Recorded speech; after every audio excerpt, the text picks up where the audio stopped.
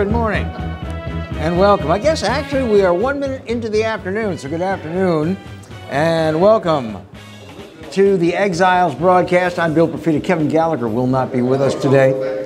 He's taking a little time off, but we expect to see him back when we meet again.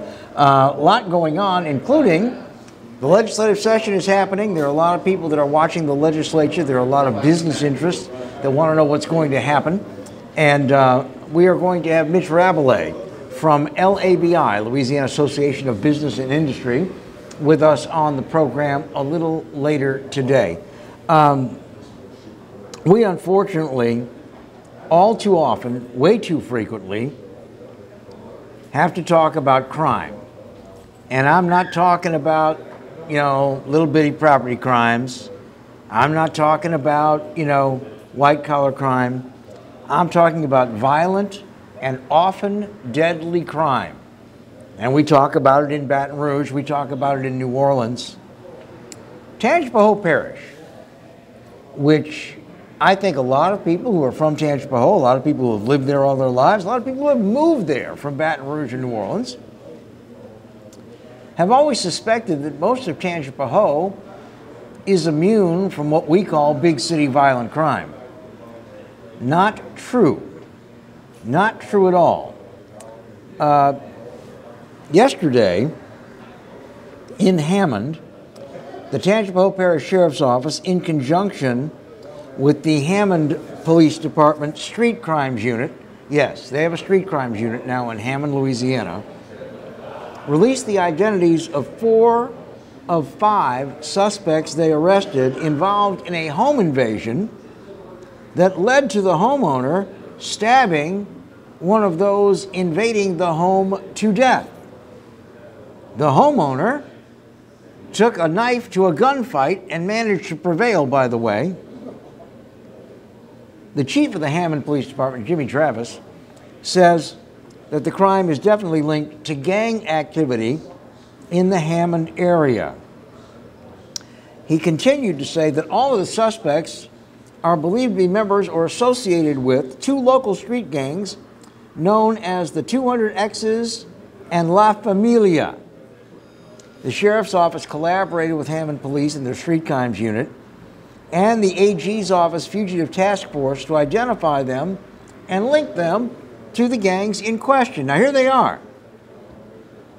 Antoine Louis Seymour, 23 years old, of Ponchatoula. Christopher Austin Jr., 20 years old, of Hammond. Cianata Dasheen Bells, 22, of Ponchatoula, and a juvenile that they will not name. Devin Mitchell of Hammond, who was 27, was killed by the homeowner during the home invasion. Now here's how it came down. The night this happened, as the people who lived there were approaching their residence, they noticed, and this is in cop speak because it's from the official report, they noticed several subjects walking down the street.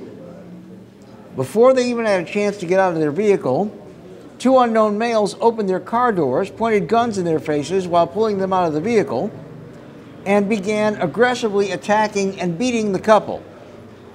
Fighting back, the victims were able to break free and locked themselves inside their residence. Several suspects then broke into the home. The accused suspects continued to fire shots and physically assault the family. The homeowner fought back with a pair of scissors in the course of the scuffle and fatally stabbed Devin Mitchell. As of yesterday afternoon, all 4 of the suspects are locked up, charged with first-degree murder, attempted second-degree murder, 3 counts of aggravated second-degree battery, 2 counts of armed robbery, and home invasion. Obviously, the homeowner who used the scissors to dispatch young Devin has not been charged. All of the adult victims had to be treated in the hospital for the injuries that they sustained in this attack. And I tell you this because this is a good example of how an area, much like Livingston Parish always was. You know, you thought in Tangipahoa Parish, you might have kids that go joyriding in a car. You might have somebody that jimmies a window at your house and you know, steals your VCR or your TV. But you don't think of organized gangs lying in wait on the street to invade a home, firing gunshots as they are doing so, and one of them dies for his efforts and the others are arrested. You just don't think of that as Tangipahoa Parish. So, for our friends in Tangipahoa, sorry, you're in the big leagues now. And I'm guessing most of you really don't want to be here. Those of us in Baton Rouge, we don't want to be in the big leagues either. Back in a moment with Exiles TV. Stick around.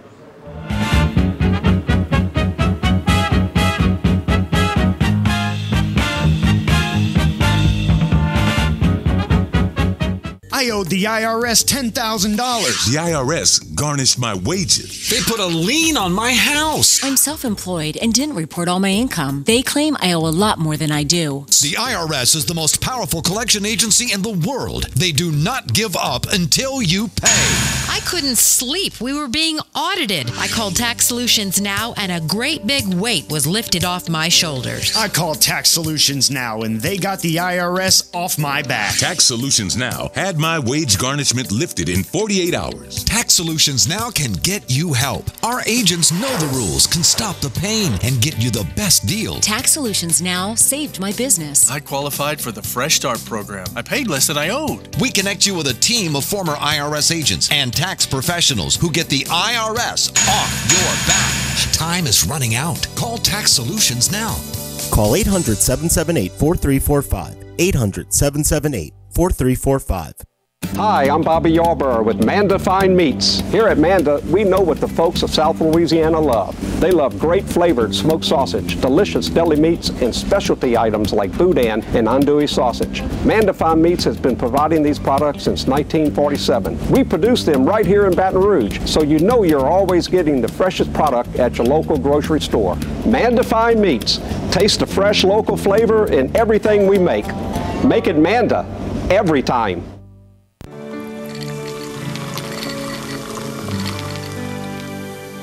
No one can stop me when I taste the feeling. Nothing could ever bring me down. Nothing could ever bring me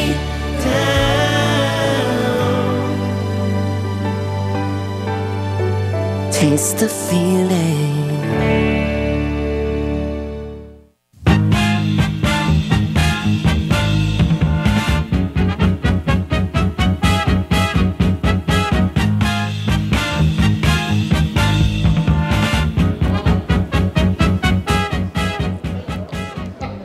Yeah, I did that on purpose. I took a swig of the water on purpose as Marty was counting me in. Hey, by the way, we are live at Bayou Barbecue, old-fashioned smokehouse barbecue on Coursey Boulevard. And if you're driving by, you can smell it. And this is some kind of good barbecue everybody enjoys when they are eating here. Marty's looking like he's trying to land a F-18 on an aircraft carrier the way he's waving his hands in the back of them. You want this one? All right, I'm on it. I'm on it. I'm looking at this one. I'm looking right into it. It's crooked.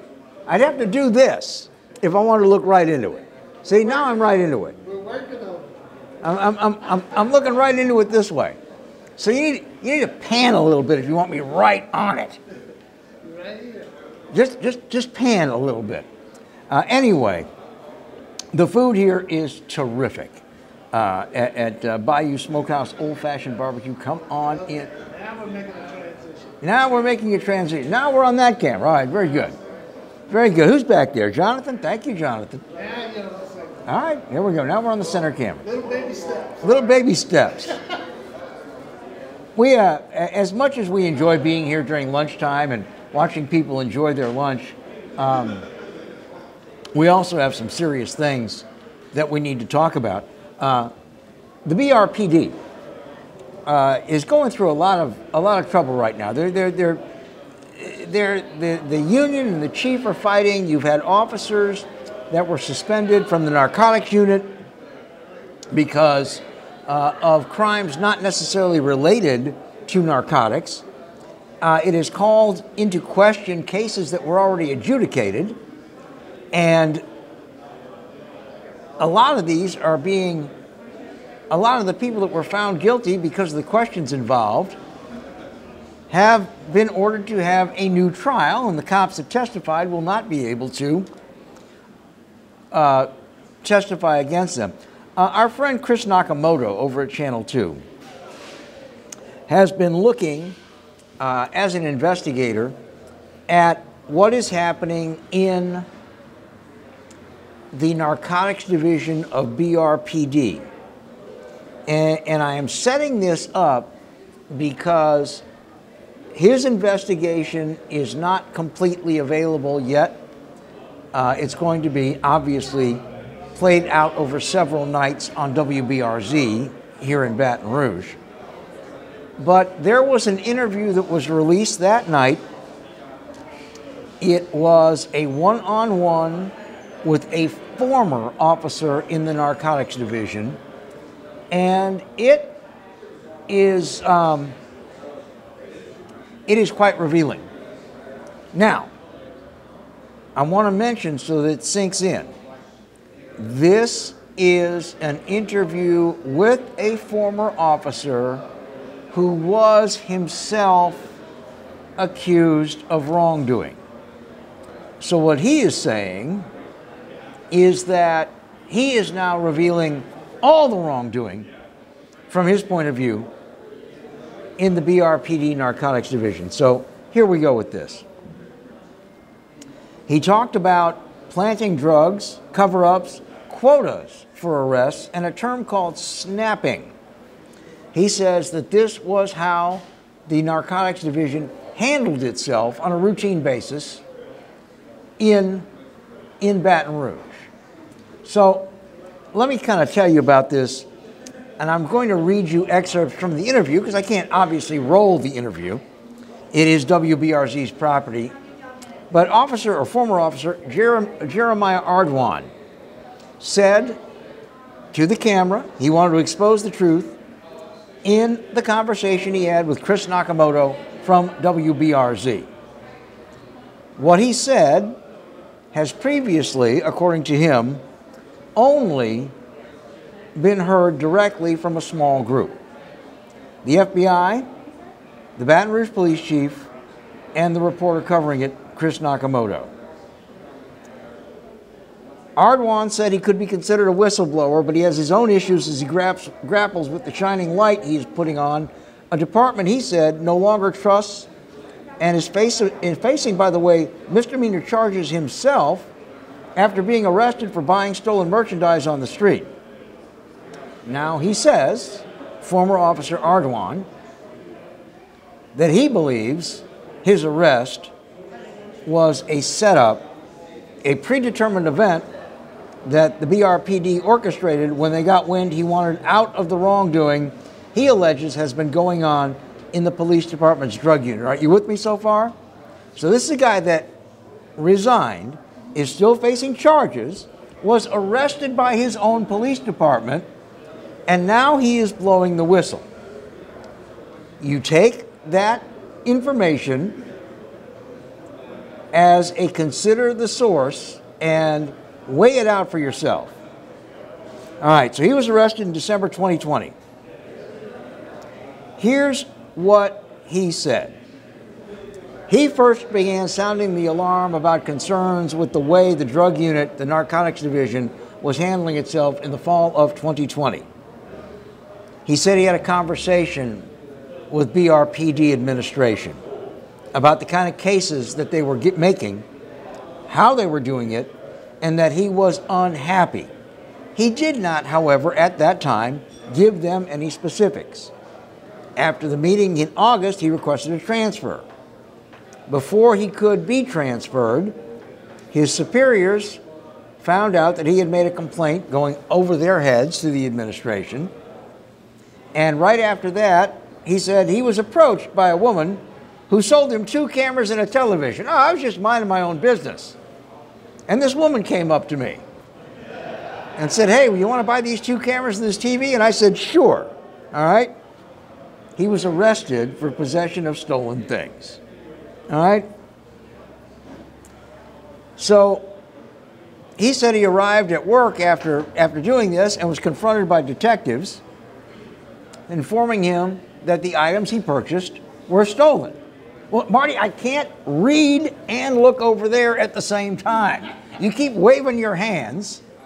I'm trying to look at that camera and read. It's a little difficult because I'm going to go down when I'm reading from here, unless you want me to do it like this.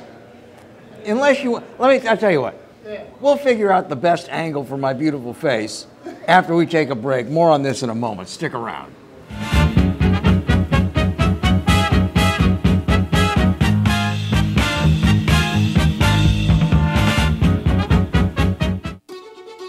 Live and play on the fairway at Greystone Golf and Country Club, a serene, challenging golf destination located in Denham Springs. For tee times and membership opportunities, go to GreystoneCountryClub.com. From appetizers, pasta dishes, and entrees, La Contea takes pride in preparing all the Italian cuisine we know you love. Enjoy live music every Thursday through Saturday from 6 to 9, happy hour weekdays from 3 to 6, and brunch on Sundays from 11 to 2, as well as dinner portion-sized lunch specials for under $10. Visit our website to view our menu and book a party or meeting in our large banquet room. Once you try La Contea, your Italian dining will change forever.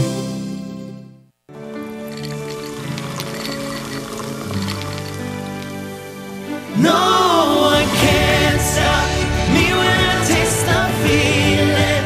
Nothing could ever bring me down. Nothing could ever bring me down.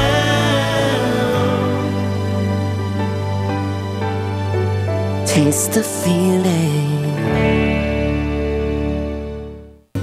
Hi, I am Dr. Farrell Frugier Jr., and I am a general dentist at Frugier Family Dentistry. I was born and raised in Baton Rouge, Louisiana. I went to Catholic High School, LSU, and LSU School of Dentistry in New Orleans, where I received my DDS degree in 1986. I always have and will continue to be committed to continuing my education, to invest in technology which makes the diagnosis and delivery of dentistry more thorough, more comfortable, and more aesthetically pleasing. In our practice, we are here to serve the patients. We want to improve their quality of life and to develop relationships with our patients. In dentistry, we have a chance to impact lives on a daily basis, not just by doing dentistry, but by getting to know them and being a part of their life. We also believe in giving back to our community. So every year, we give back to the Greater Baton Rouge Food Bank, Toys for Tots, and Mary Bird Perkins Cancer Center. Please stop by and visit our office. We would love to take care of you and your family. The selection is deep, and the time to get a used car is right now from the Team Automotive Group. Shop and save on over 125 certified vehicles and choose from more than 700 pre-owned vehicles at any of our team locations. Or log on anytime at teamautouse.com.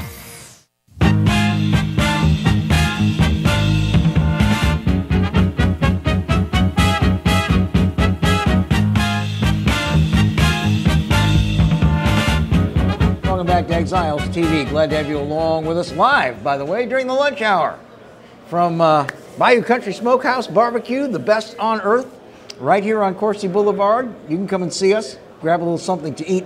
I wanted to continue and kind of wrap up what we know so far about this story of a former BRPD narcotics officer who sat down with investigative reporter Chris Nakamoto from WBRZ and basically said there's a lot more going on in the narcotics unit.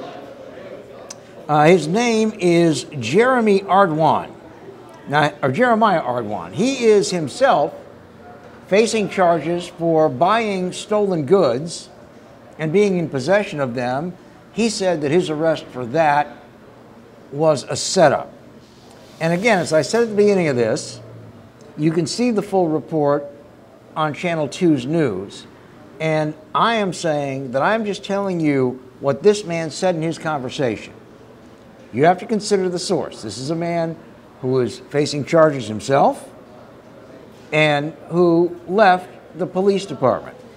Now, he said that one of the officers who was arrested for malfeasance actually took drugs and drug paraphernalia, quote unquote, for a friend after a search and seizure of FedEx parcels, which they were requested to come and search. That officer was suspended and is still under investigation. He said it was routine in the narcotics division to witness this, and nobody ever did anything about it, whether it was out in the field during a seizure or in the evidence room. Now, if you'll remember, 4 high-ranking members of the narcotics unit, a couple lieutenants and a couple sergeants, were transferred out after these 2 arrests came to light. He also said officers had a quota of how many arrests they could make, or should make, I should say. They were required to make 1 drug arrest per shift. The mandate was verbal and wouldn't be found in any written policy. He said this would lead to them riding around and trying to stop someone who looked likely to be holding drugs so that they could meet their quota. Now, he has other allegations that are going to be covered in the interview that Chris Nakamoto did. And obviously, the police department has been asked to respond. I think they very wisely said that they have charges pending against this former officer. They have their own internal investigation going on.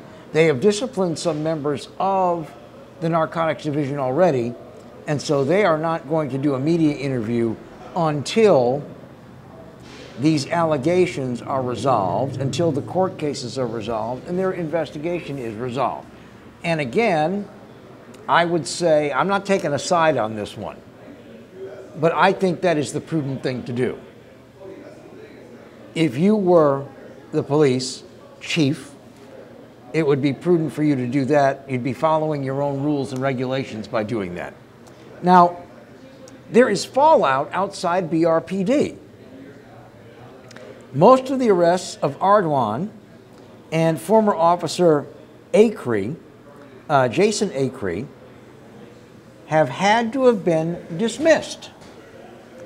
DA Hiller Moore and his office dismissed 640. Let me give that number to you again. 640 drug charges for dependents with pending cases.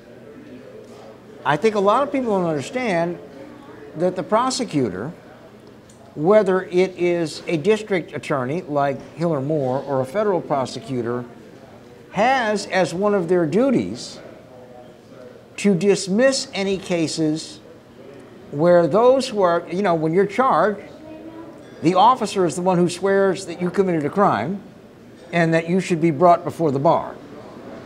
If the officer is himself charged with crimes or under investigation for crimes that deal with stolen things and drugs, he cannot testify, and the DA must, in most cases, dismiss these cases.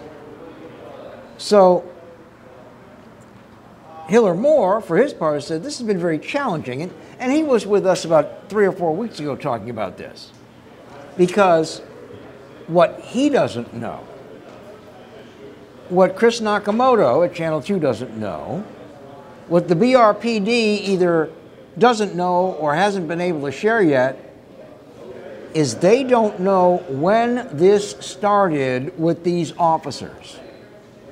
They don't know about other officers. So this 640 drug cases might be the tip of the iceberg. Now, by the way, these are all pending. The DA may have to go back and have some people who took a plea bargain or who were convicted have their convictions or their guilty pleas thrown out. And the working backward on this is going to be very, very difficult. The whistleblower, Jeremiah Ardwan, in this interview said he expects the number of charges that are ultimately dismissed to reach into the thousands, plural, thousands. DA Hiller Moore doesn't necessarily agree with him, but he also doesn't disagree with him because he's got a lot of work to do looking back on this. For his part, the officer who is giving the interview has retained counsel. And his counsel believes that he will be exonerated of the stolen goods charge. The attorney has not said whether or not he would like his job back. It certainly gives every appearance that he doesn't. His attorney has also not said whether or not he wants to be protected as a whistleblower. The attorney speaking for him said this: the process and how evidence is maintained needs to be revamped. It's quite the oxymoron when police officers have quite the reputation within these communities where they are sworn to protect and individuals can call them by name for having done things that are improper, illegal, and violate the community's constitutional rights. For his part, and again, judge for yourself. You can see the whole interview and hear it yourself on Channel 2. Jeremiah Ardwan, the officer who is no longer an officer and who's still facing charges of receiving stolen property, says, I am here because I need to share my story. I was speaking out long before this happened, and that's why things they did to me happened. But when I was speaking out, it pretty much fell on deaf ears until it got to this point. Ardwan is also saying that his allegations have been shared with the FBI. The FBI hasn't had anything to say about that. The point is this. We have a big city police department. We have big city crime. We have some big city police department problems. I think that this is going to shake a lot of people up. I think it's going to be very painful for BRPD, not necessarily because they did anything wrong, but because all of these allegations are happening under their watch and they have to take them seriously. But the bottom line is this, and I want you to ask yourself this. If everything this former officer says is true, can you compartmentalize this to where you don't lose respect for the entire police department, or is it too far down the road for that? Can you look at these 5 individuals that are under suspicion, some of whom are no longer cops, some of whom have been transferred, and can you say they messed up? Some of them by not supervising, acts of omission. They didn't commit any overt crimes, and some of them by blatantly commit the crimes we always fear. What's in the evidence locker that wasn't there before? What was in the evidence locker that is no longer there? They do movies about this, about cops substituting guns and drugs for phonies in the evidence room and then make a profit or use the drugs themselves. I mean, they make movies about this. But can you, as the general public, say, okay, I'm going to keep an open mind about the traffic division, about the detective division, about the air division, about the rescue division. I am not going to paint the entire department with one brush because, and the narcotics unit is a very small unit. I think it's about 18 people, if I remember correctly. Or does this kind of thing to you automatically signal that there is a bigger and more widespread problem? As for me, I've learned in this business that you've got to deal with what's in front of you and only what's in front of you. When you start the mission creep, when you start the, yeah, well, if this is happening, that's got to be happening too, you're heading down a really bad road, and you're usually making yourself pretty unhappy in the process. I'll stretch. How much longer you want me to stretch? I'll stretch. I'd be happy to stretch. Marty, you're just so animated. I like it better when you're high and you're just kind of laid back. But I don't think until there is evidence that somebody is willing to take to a public venue or to court that you paint the whole agency with one division's problems with basically 2 officers. I don't think that's good for anybody, and I think it harms public perception when you carry the tale. I'll give you an analogous situation. There is not one large urban EMS department in this country that doesn't have EMTs or paramedics, not a large number, but some who have been caught pocketing a narcotic drug carried on the rig because they have an addiction problem. There is not one. It happens. But that doesn't stop people from dialing 911 when they feel the pain in their chest and say, send EMS. What I'm saying is, let's wait and see on this before we paint the whole police department. Back in a moment with Mitch Rabalais of LABI. Stick around.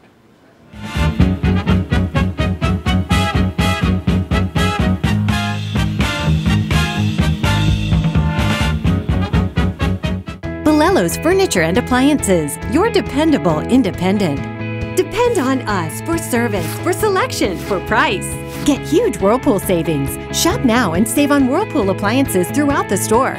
Plus, experience our price match guarantee and ask about special financing.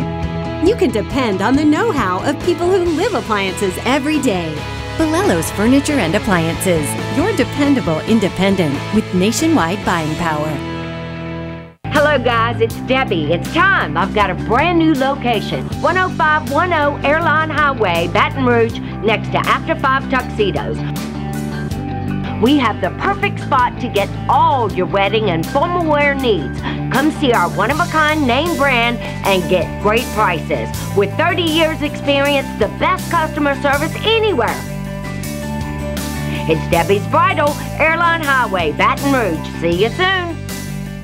Hi, I'm Hurricane Betsy Barnes. And I'm Dr. Kay Siller with The Rocket Right Show. We are 2 busy blondes on the go showing off life in Louisiana. Watch us on Pelican Sports Network. And Talk 107.3 FM. Check local listings for times. The first big sale of the year is here. The Dream Garage Spring Event is underway at Team Honda. For the first time ever, get $12.50 customer cash on every new 21 Passport, or get 0% for 60 months on every new 21 Pilot at Louisiana's #1 Honda dealer, Team Honda. Sometimes life is wonderful, and sometimes it's not. Cherish the good, but always be prepared for life's challenges. At Private Healthcare, we provide the peace of mind you deserve. With Private Healthcare, you'll get the coverage you want and healthcare you need. If your employer doesn't supply healthcare coverage and you don't qualify for Medicare or Medicaid, you need to give us a call right now. Private Healthcare is private health insurance for ages 65 and under with medical, dental, vision, and even prescription coverage. When life comes at you unexpectedly, you need to be ready. And health insurance is your financial safety net. Health insurance has never been so easy and affordable. If you're looking for health coverage at the best price and your annual household income is $35,000 or more, call the number on the screen now and speak with a live healthcare consultant. Don't wait. Get the coverage you need now.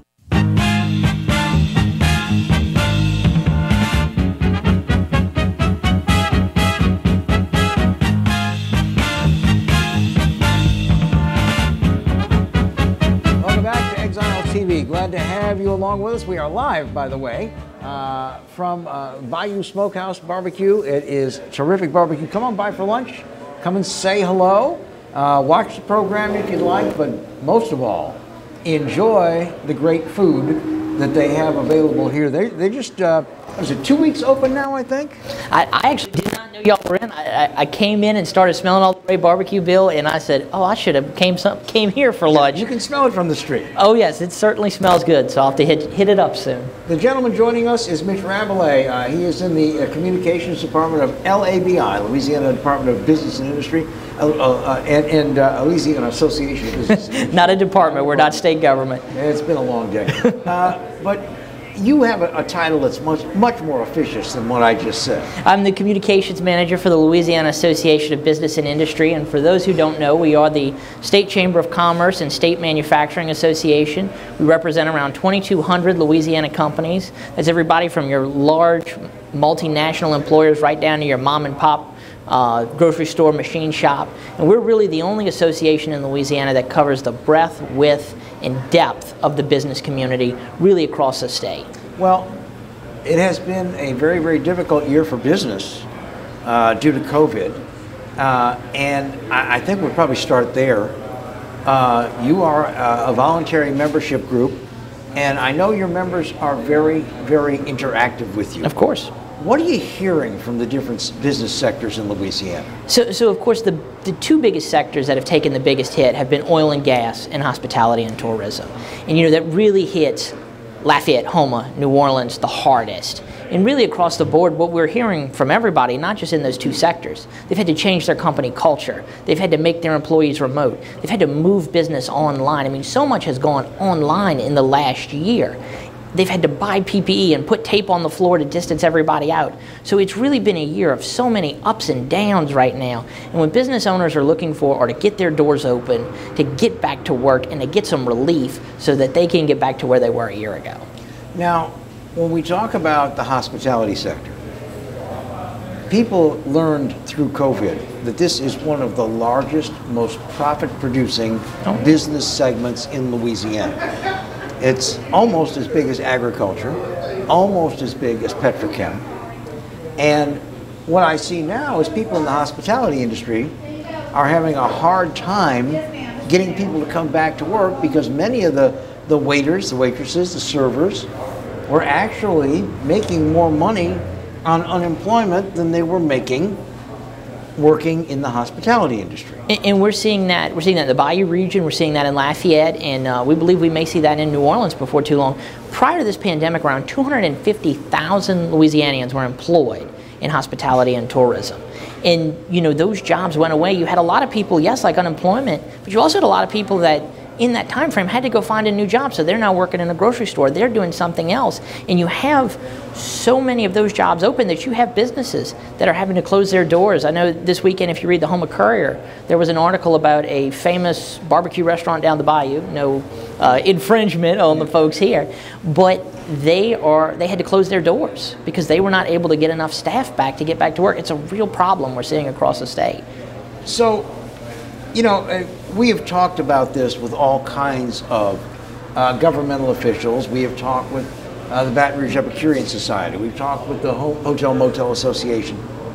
The people in the brick and mortar end of the hospitality industry, hotels. Yeah. They are getting their employees back, but they have had to maintain a tremendous amount of overhead for the last 13 months. The tour operators haven't seen a dime from anything. They would love to bring their employees back, but we just started getting riverboats on our riverfront back in Baton Rouge 2 weeks ago. I saw one this weekend, yeah. It's been a long time. Not as many as we usually get. But the backbone of hospitality, Louisiana is a food culture. It's the restaurants. It's the bar-restaurant combinations. And unless you were a strictly to-go business, you're trying to put all the pieces back. I mean, Bill, do you think there was ever going to be a time where we saw Commander's Palace doing to-go food like they've done in the last year down in New Orleans? I mean, that's part of the thing, too, is in the future, are you going to have the American Dental Association send 25,000 dentists to New Orleans?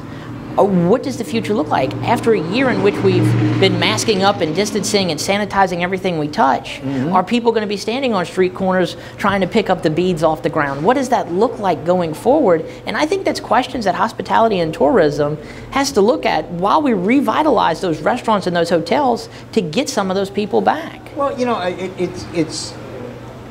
don't think people understand the downhill effect. As you said, the American Medical Association or the ABA or, you know, these huge conventions, the American Dental Association, they have their conventions in Las Vegas or in New Orleans 90% of the time. How many times we've had the Super Bowl in New Orleans? How many times we had the Final Four, which will be there next year? Well, and a lot of it is because those conventioneers want to go eat at Commander's Palace, at Galatoire's, at Antoine's, at Two Jacks. Right. And if there's any uncertainty, they're going to say, well, we know Vegas is going to be open, let's go there.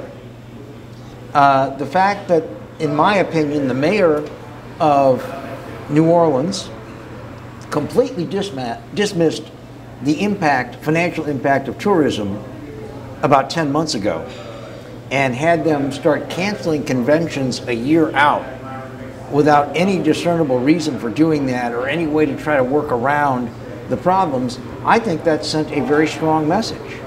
And it'll be very interesting to see if summer tourism in New Orleans comes back.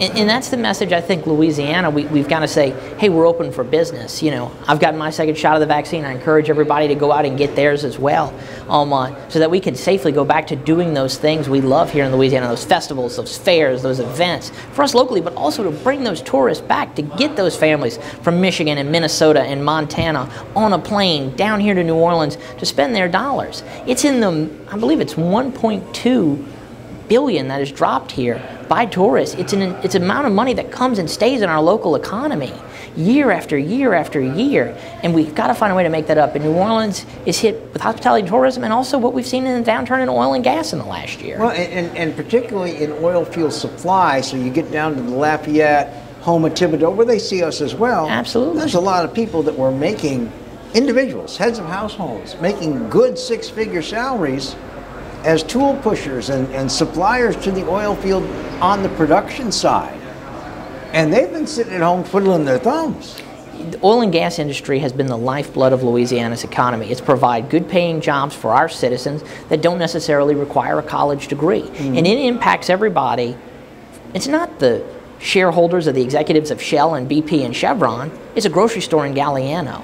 It's a mechanic shop in Golden Meadow. Those are the homegrown businesses, those oil field service companies, those multi-generational Louisiana businesses. Those are the ones who are taking it the hardest. Well, they are. And I think a lot of people don't ever look them in the face. When you say Petrochem, you think of the Dow logo or the ExxonMobil logo. Great companies. You know, but you don't see, you know, Harry's Oil Field Services, which is a family-owned business, been around for 75 years, where they make good money fixing rigs and installing pumps and cleaning problems out of a producing well or a boat that takes things out to the offshores, and they're spending all that money in Houma and Thibodeau and Morgan City, and occasionally they're loading the family up into their vehicle, which they're buying locally, and driving to New Orleans for a long weekend.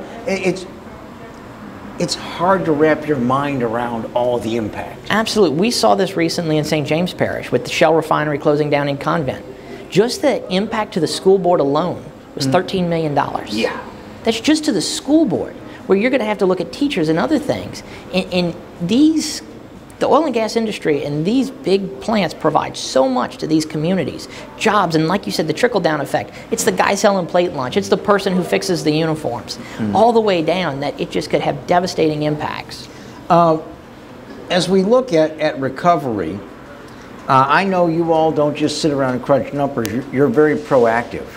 How have you had to rewrite your playbook for 2021 at LABI? Well, you know, it's been an interesting, when we came in here, we looked at this term almost like a four-quarter game. You know, last year we took on some huge things in legal reform, but the COVID-19 response had pressing legislative issues as well that needed to be addressed. This year what we're looking at is tax reform. Right now, businesses need real financial relief, and there are ways to do this through our tax code. You know, next year is going to be all about education, we believe. It's going to be about what are those gaps in the system that have been lost in the last year? How do we catch those kids up? How do we fill those gaps and prevent this from being a bubble that just goes throughout our education system? And then, of course, the fourth year is going to be an election year, so we've got to have a lot of cleanup things, and then, of course, we'll get to elections in the fall. We're going to continue with Mitch Rabalais, who is Communications Manager for the Louisiana Association of Business and Industry. We'll be back in a moment on Exiles TV.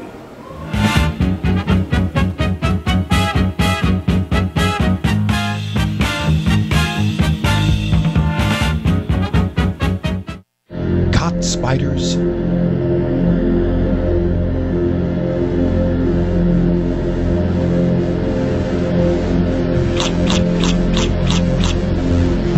Premier Pest Services.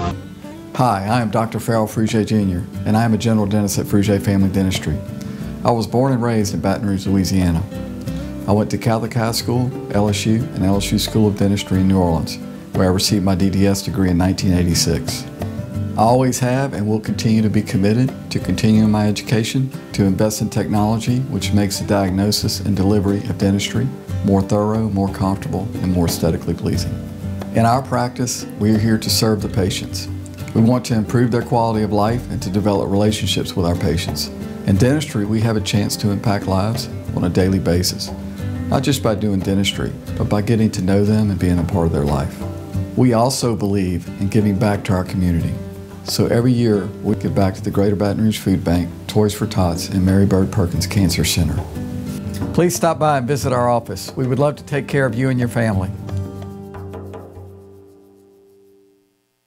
From appetizers, pasta dishes, and entrees, La Contea takes pride in preparing all the Italian cuisine we know you love. Enjoy live music every Thursday through Saturday from 6 to 9, happy hour weekdays from 3 to 6, and brunch on Sundays from 11 to 2, as well as dinner portion-sized lunch specials for under $10. Visit our website to view our menu and book a party or meeting in our large banquet room. Once you try La Contea, your Italian dining will change forever. Live and play on the fairway at Greystone Golf and Country Club, a serene, challenging golf destination located in Denham Springs. For tee times and membership opportunities, go to greystonecountryclub.com. Hi, business owners. Phase 3. Woohoo! But do your customers know you're back? Well, that's where the Clarence Bugg Show and Pelican Broadcasting can help. Right now, we've got great rates on advertising packages to help you get the word out.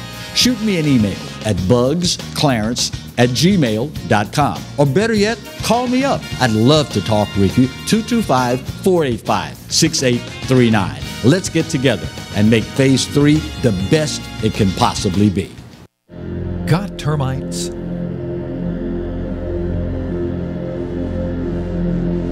Get Premier Pest. PremierPestServices.com.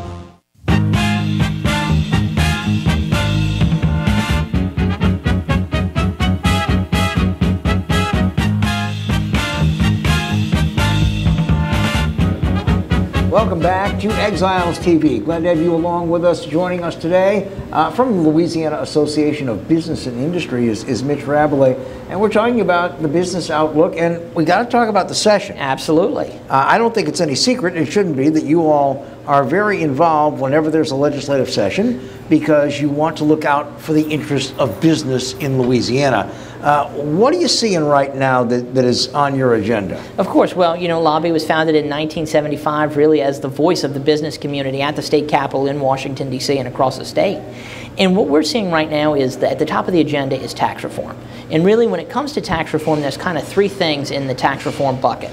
First is centralized sales tax collections. If you're a brick and mortar Louisiana small business and you sell across parish lines, you have to pay your sales taxes individually in each parish. And you can be audited by each parish. One of our great members in Southwest Louisiana, Stein Lumber, they had their folks come up to the Capitol and testify. In 9 years that their two accountants have been working sales tax audits, Stein Lumber has been under audit every day for those 9 years. Every day? From a different parish. They have been under audit every single day.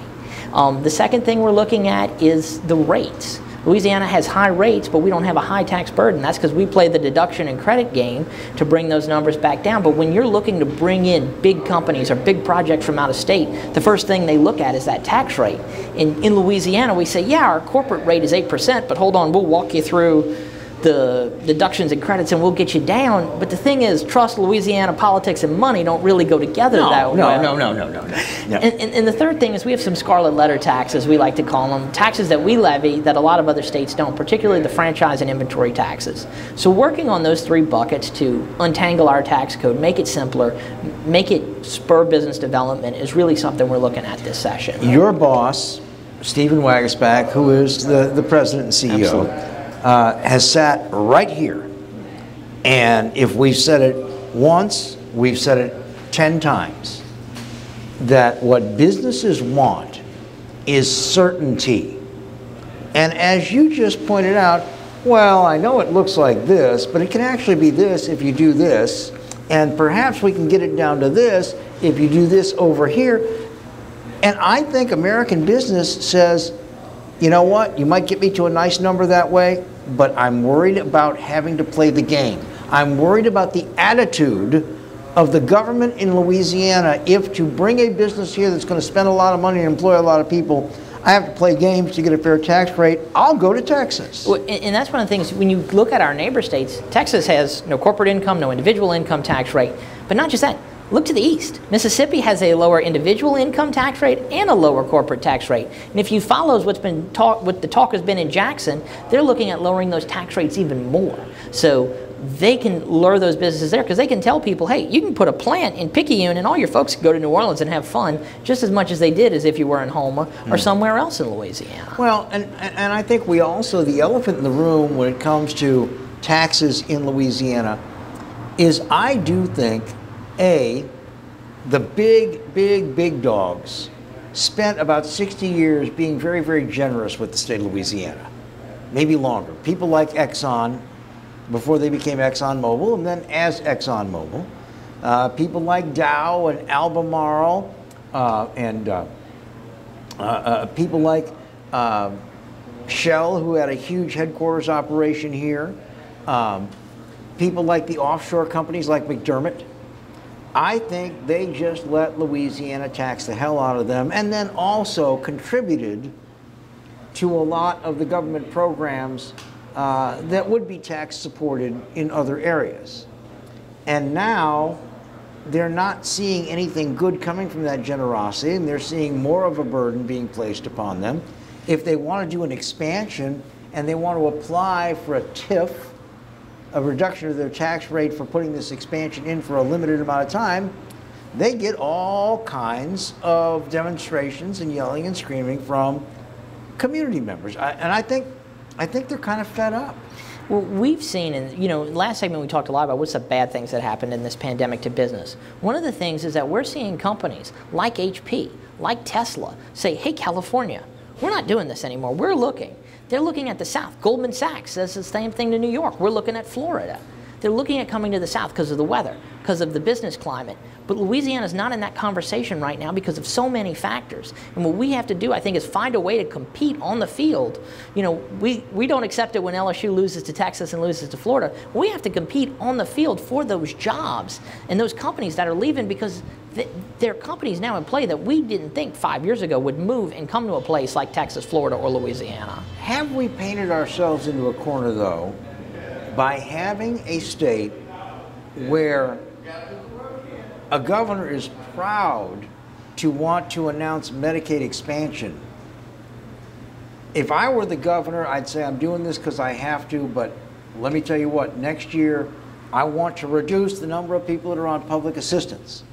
We have got in the mid-20s, mid-20% of our entire population that is on some sort of public assistance, including healthcare assistance.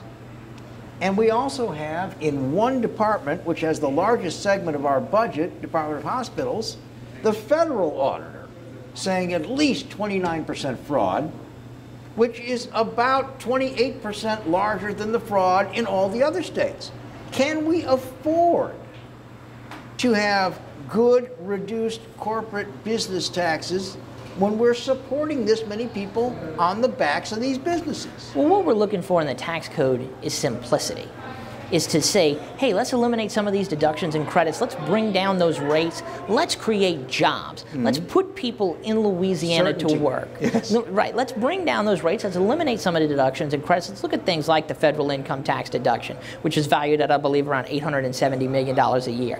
Let's look at these things. Let's bring down the rates. You know, the governor has said part of this is going to be revenue neutral, but let's find ways to bring simplicity to the tax code. Mitch Rabalais, an interesting conversation. We are out of time, but I want to thank you, and we're going to have you and Stephen come back in. Oh, by the way, take a look at this.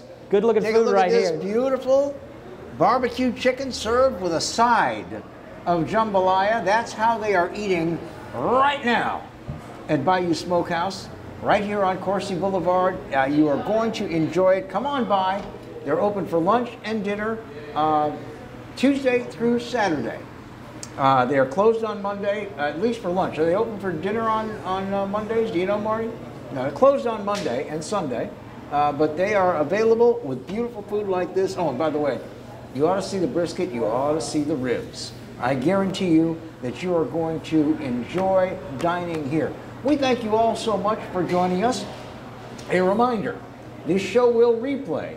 Again, is it at 10 o'clock tonight? Or 10 o'clock tonight. You can see this show again and tell your friends to watch it. You've already seen the news at 6, so might as well watch this in place of your local news and be part of our audience. Thanks so much for being with us. Mitch, thank you for being with us. Thanks for having me, Bill. Until we meet again, take good care of yourselves, be well, and we look forward to seeing you again on Exiles TV. Thanks so much.